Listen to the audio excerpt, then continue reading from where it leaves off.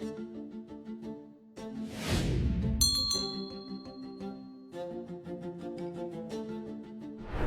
first time God spoke to Abram, he made a promise.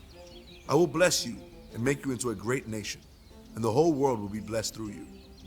Abram knew that in order for his descendants to become a great nation, he would need to have at least one child.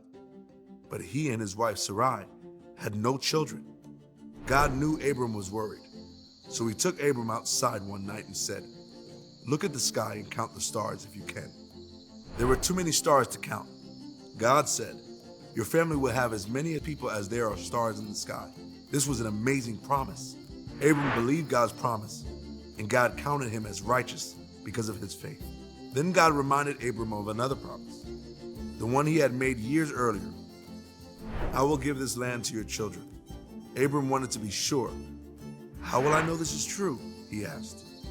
To help Abram know that he would keep his word, God made a covenant, or a special promise, to Abram. God asked Abram to bring a cow, a goat, a ram, a turtle dove, and a young pigeon. Abram cut the animals in half and laid them across from each other. The sun was setting, and Abram fell into a deep sleep. As Abram slept, God told him about the future. Abram's family would be slaves to another people for many years, but God would rescue them and bring them to the land.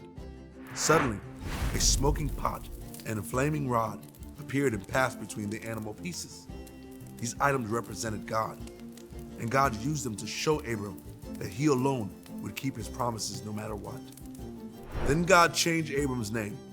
Instead of Abram, he would be Abraham, which means father of many. God promised to make Abraham the father of many nations. God kept his promises to Abraham. Abraham became the father of the nation of Israel. Jesus came into the world as a descendant of Abraham to fulfill God's promise. All who place their faith in Jesus are a part of God's family forever.